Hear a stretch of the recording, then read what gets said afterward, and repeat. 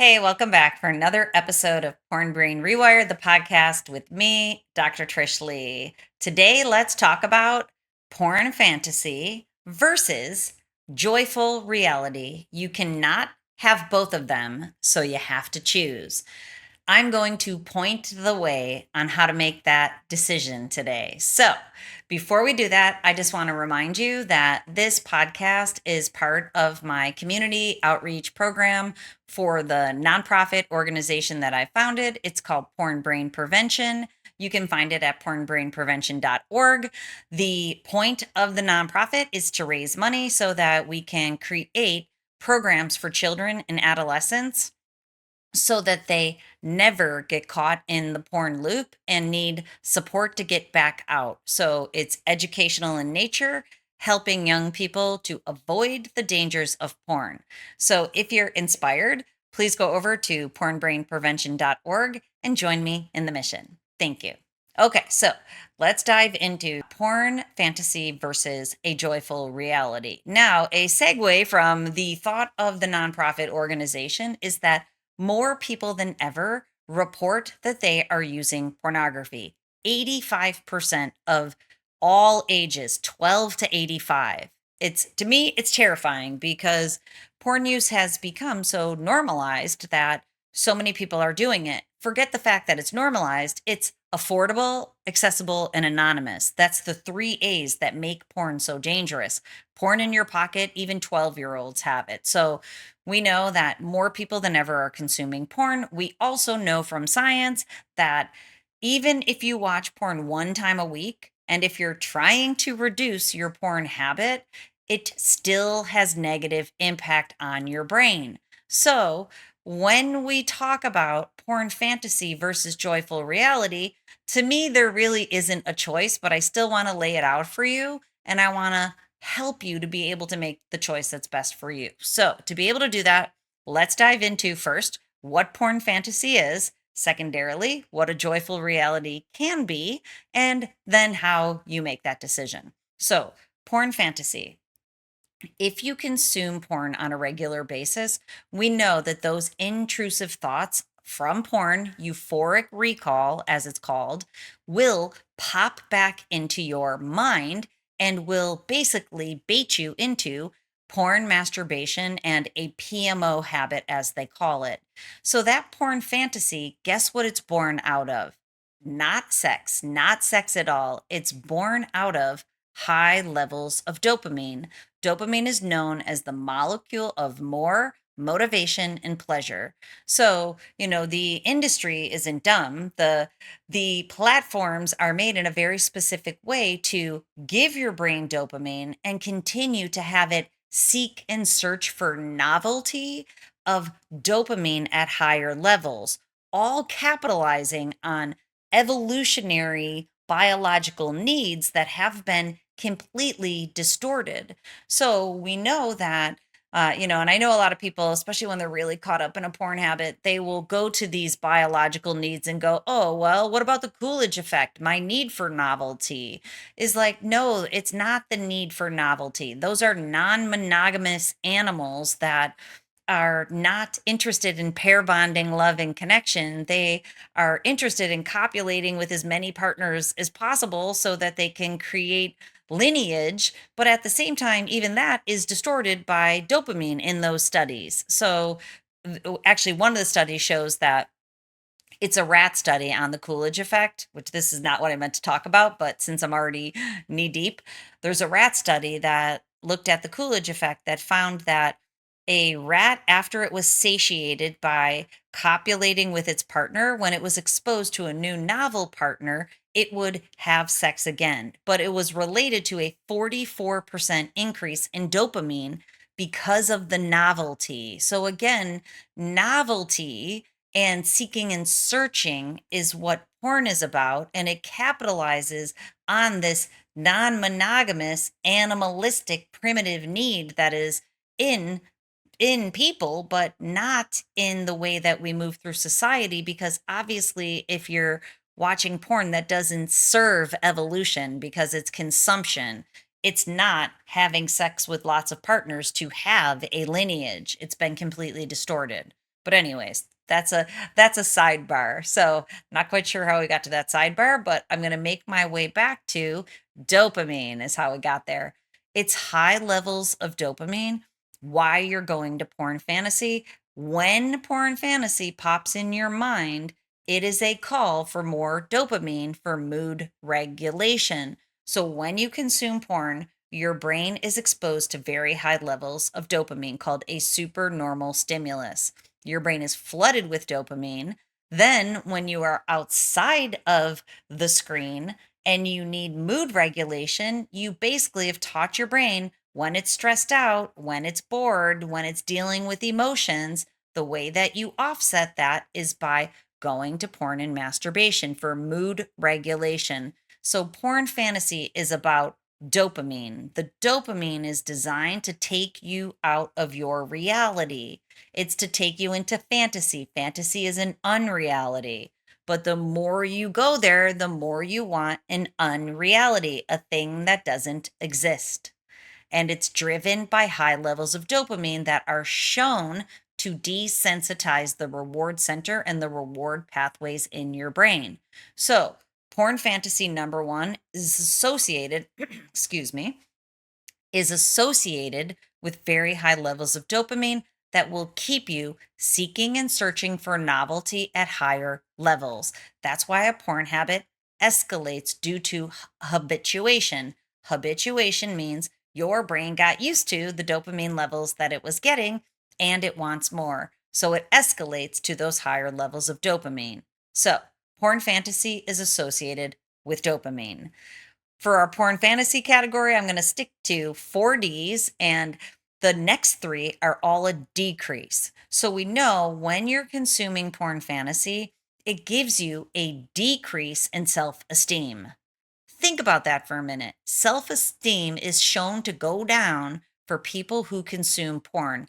Body image is shown to go down because you're looking at fantasy and unreality, actors on the screen who are trained, albeit they're enhanced, they're it's filmed being using multiple angles. It's not an experience, it's a performance. It's an unreality, it's fantasy.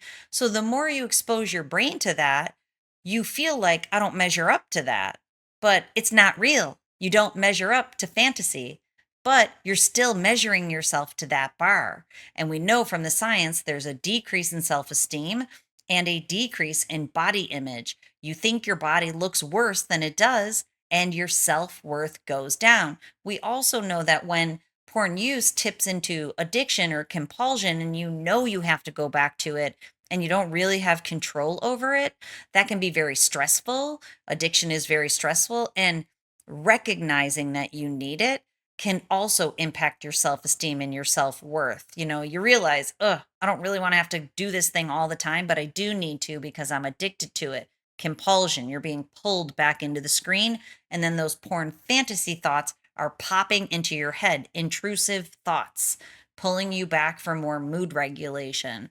So the second thing that is associated with porn fantasy is decreased self-esteem, self-worth, and body image. So obviously that makes your reality worse. If you feel worse about yourself, your reality is worse because it doesn't compare to the fantasy. Plus, it's changing your brain. So we know that there's a decrease in neurological regulation that goes along with this, that is at the core of everything that I'm talking about here. So the second D that we're going to talk about, the third aspect of porn fantasy, is less partner satisfaction. So not only do you think that you possibly, and this is what science shows, is that your self-esteem goes down. Now you look at your partner doesn't compare to the actors, to the scenes, the things that the people are willing to do in porn, the fantasy that pops into your mind. Most times it's difficult to get an emotionally healthy partner to engage in those acts. So now partner satisfaction goes down. We know scientifically you will feel worse about your partner's body because it doesn't compare to fantasy, because it's real. Real people don't look like what is shown on porn. So the gap between fantasy and reality continues to get bigger. At the same time, the more you go back to fantasy, It is dysregulating your brain, making you need to go back into the screen or back to fantasy thoughts for mood regulation. Neurological dysregulation, a dysfunctional brain pattern, which is at the core of porn fantasy, creates difficulty with emotional regulation, which means you need to go back to fantasy to offset negative feelings, which then decreases self regulation. You have less control over your behaviors and your thoughts. So it's all wrapped up into one. But the final thing that I wanted to tell you about porn fantasy is that then it decreases your ability to engage and approach in the world. It makes it much more difficult because your brain needs higher levels of dopamine from the fantasy. So now you get back in reality where there's a dopamine deficit because of the brain dysfunction. And it's much more difficult for you to approach and engage with your reality. So now you think your reality is much worse than it would seem to you if you weren't consuming porn and having porn fantasy thoughts, likely that you follow through with masturbation. So we know there's a dysregulated brain pattern that makes you go back into porn fantasy, which gives your brain a lot of dopamine, continuing to dysregulate your brain, making you feel worse about yourself and your partner, which means your sex life is worse than it would be without having porn in the mix. And then ultimately, if you stay in this loop, it leads to sexual arousal dysfunction. Sad. That leads you to erectile dysfunction and delayed ejaculation most times. So that is what porn fantasy gives you outside of the moments that you're in porn fantasy. When you're in it, it feels good, high levels of dopamine. All the other times, low levels of dopamine. Okay, that's fantasy. Now let's segue over to a joyful reality. Now, I know what you might be saying. My reality, my reality isn't that joyful, Trish. Well, I've already articulated to you, your reality is worse off because of porn fantasy. Because, first of all, it's making your brain use a more dysfunctional pattern, which is inherently making you feel worse. Dopamine deficit in your life. You will feel worse in your life. Your perception of your life also goes down because of the dopamine deficit, and it pulls you back into the screen. Then you have these thoughts of fantasy that make you feel good. So fantasy seems better than reality, and there might not be a lot of joy in your reality because of your porn habit, and you don't even link the two things together.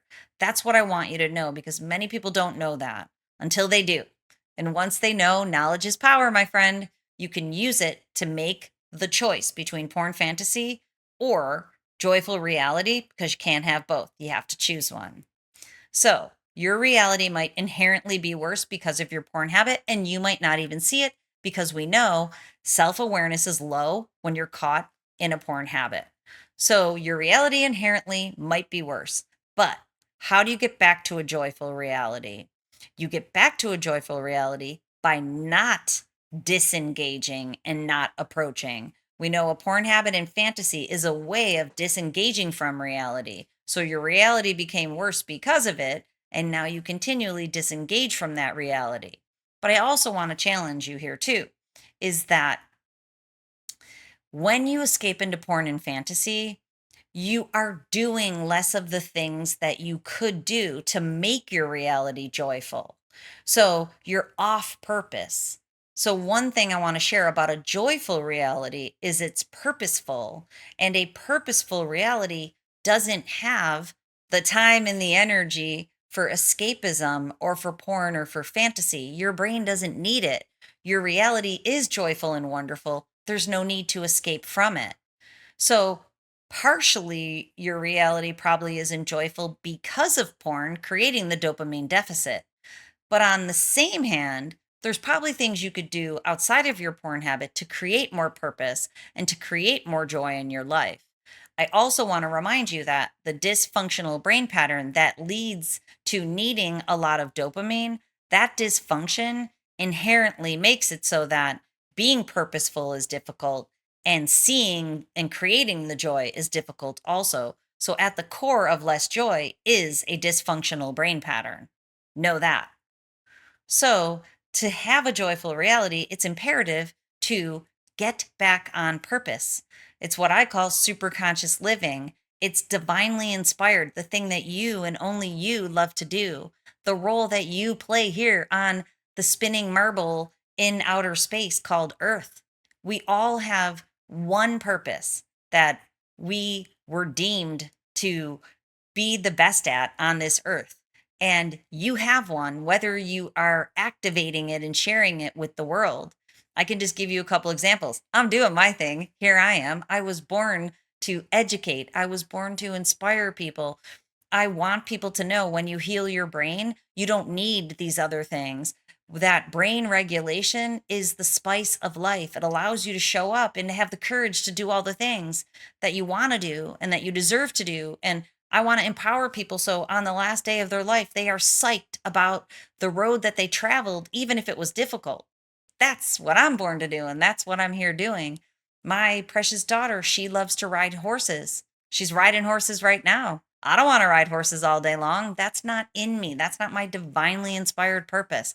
That is hers. One of my other kiddos loves to work out, working out and counting his macros and teaching other people about it. That's his inherent spice of life. It puts his brain in a really good spot. It makes him happy to do it. The Hubs, he's a chiropractor. He likes to adjust people's spines. And then when he's not doing that, you know what he likes to do. He likes to golf.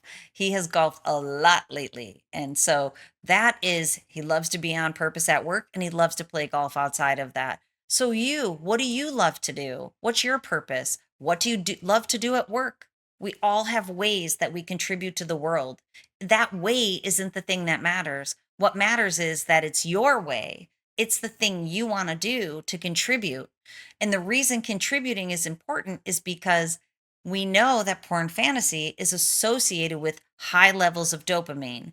Guess what purpose and contribution and healthy sexuality is related to? It's related to something called the happiness trifecta. It means that your brain gets the perfect amount of dopamine, lower than porn fantasy, and it's mixed with serotonin for joy. So you have pleasure and joy that equals happiness, plus oxytocin for connection. And when we give, the happiness trifecta is the perfect neurochemical cocktail mix in your brain. It starts flowing because we're on purpose, contributing in the world. So if you're not doing that, your life isn't as joyful as it could be. And if you're giving your brain excessive amounts of dopamine, you can't even access the happiness trifecta because it's being overrun by the flood of dopamine, which then's leading you back to fantasy. And it's probably causing sad sexual arousal dysfunction, which means then when it's time to be with your partner, even though you're less satisfied with you, your partner, and your sex life, you also cannot tap into the happiness trifecta of healthy dopamine, serotonin, and oxytocin. You're not getting that happiness trifecta that is also associated with healthy sexuality, feeling pleasure, joy, happiness, and connection in your sex life. So, a joyful life includes that: a regulated brain, the happiness trifecta pumping in your brain for purpose in your work, your hobbies, and your relationships. They all synergize together. So, we know now you're happier with yourself because you're rocking out your best life. And then you know what that creates, or at least it fosters an interdependent relationship. There's no more codependency and there's no more disengagement. Those are dysfunctional relationship patterns on the opposite extremes. Codependency and enmeshment mean you don't know where you start and your partner starts or ends. There's a lot of emotional carryover between you and your partner. Disengagement means you put a wall up so much that you can't even be intimate with your partner because you're on guard. I see that in people's brain patterns all the time. Hypervigilance. I can see a brain that's stacked up some walls, not letting people in. The walls have to come down and the enmeshment, the being intertangled has to be separated. And an interdependent relationship is a strong partner next to a strong partner. And I probably shared this with you because I've been reading the research on this a lot lately too, is it goes back to Darwin's theory on evolution. In evolution, top tier women wanted to mate with top tier men faster, leaving the lower tier men, and this is in animal studies, but the lower tier men to mate with the lower tier females. So, you know what that means? If you want to get and keep an awesome top tier partner, you have to be one. And you can't be one if you're caught up in porn fantasy, which is giving you all those negatives. So, this leads us to the decision, a crossroads, if you will. And these crossroads are not just a choice that you're making psychologically, it's literally a crossroad of neural pathways. If you've been taking the neural pathway back toward porn fantasy, you are trampling that path every time you take it. You're traversing it. So it's just like if there was two paths to get from your house to your neighbor's house. If you always take the one path, it tramples itself down and there's no longer grass. There's that dark, hard ground, that dirt. So all the grass has been trampled and that pathway is easy to take. And you just keep taking it, and taking it. So if you've been taking the pathway back to porn and fantasy, then that pathway has been cut. It's the easy path to take. And it's literally couldn't be easier to hit the easy button and flood your system with dopamine. So you're used to taking that pathway. So this crossroads, it's not an equal crossroad, is what I want you to know, because on the other side is the new pathway to joy in your reality. And you might not have taken it in a long time. And if you've been taking the road back to porn and fantasy, you may have very few times taken this road towards your reality.